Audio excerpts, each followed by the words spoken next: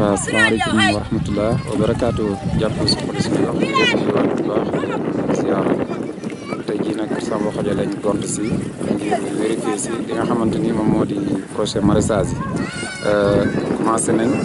si mois bi lañ commencé macha allah ànd ak loolu yëpp nag comme ay débutants lañ dina am yenn si ay gàllankoor yu yemamaay yoo xamante ni dina leen feeñu. si ñu gisee lii nag volontairement tuyau bi mu duggagul si biir tool bi mais machine bi mu ngi pompe ndox mu ngi wàcc baaj baa ngi am ndox comme na mu waree léegi ñoom it ñu ngi tànk di yenu di dem ci biir tool bi ngir mën a améliorer ñu tamit ndox bi nga xamante ni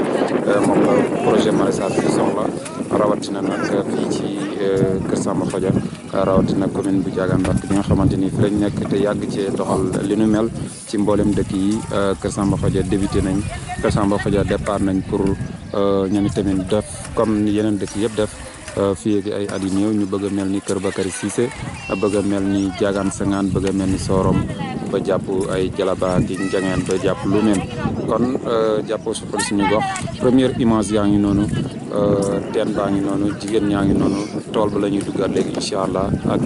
waxtaan ak ñenn si ñi nga xamante ni ñoom ñooy jigéen ñi nga xam ni ñoom ñooy daan seen doole fii ci biir tool bi ci Kër Samba Xodia ñu ngi leen di jaajëfal ci kanam tuuti incha allah.